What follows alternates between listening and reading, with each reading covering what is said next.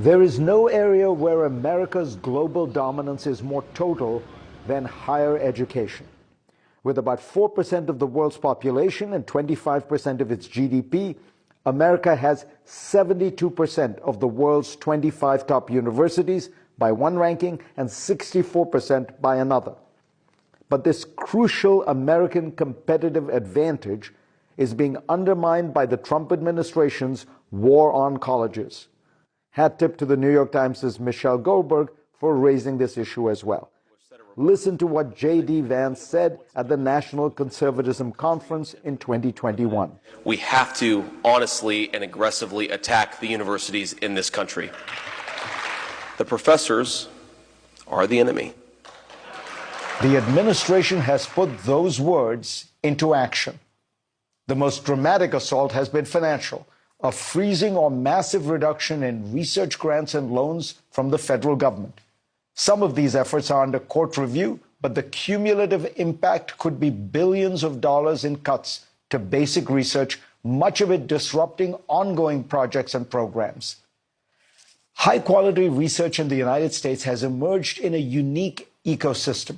The federal government provides much of the funding through high-quality institutions like the National Institutes of Health and the National Science Foundation, and private foundations and companies account for most of the rest.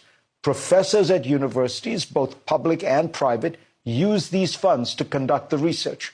No other country has a system that works as well.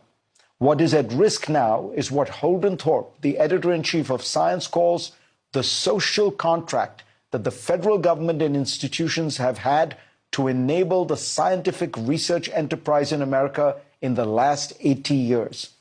Take a university like Duke, which ranked 11th in total grants received from the NIH last year. Of its $1.33 billion research budget, $863 million came from Washington, according to the AP. That includes funds for critical research projects on cancer and other diseases, but also support for over 630 PhD students at the medical school. Those projects and students will have to be pared back substantially if the cuts go through. One crucial mechanism to cut funding is through a massive reduction in the overhead or indirect costs that universities get reimbursed for from the federal government. Overhead often makes up to 40 or 50% of a grant. But last month, the NIH ordered that it had to be capped at 15%.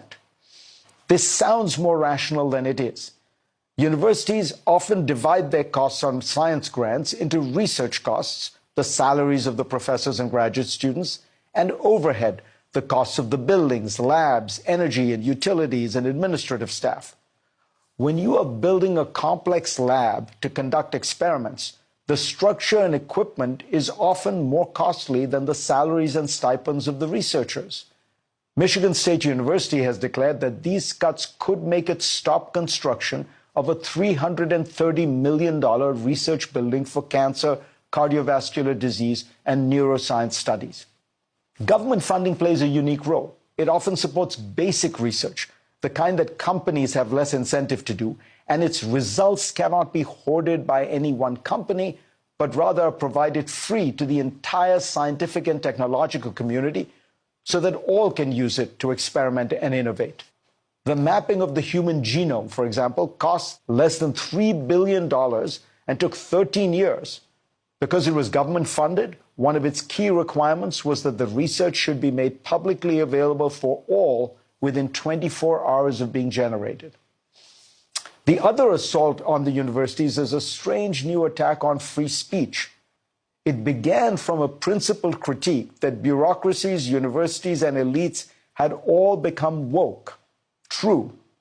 But the government's response to this problem has been Orwellian, searching through these institutions for any mentions of the word diversity or identity or inclusion, and then shutting down those programs without any review.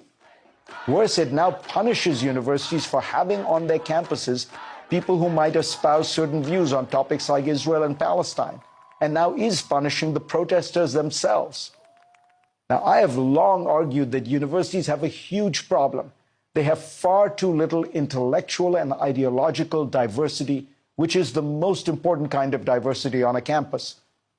But the way you fix that is not to restrict radical left-wing speech, but to add voices and views from other parts of the spectrum. The answer to censorship by the left is not censorship by the right.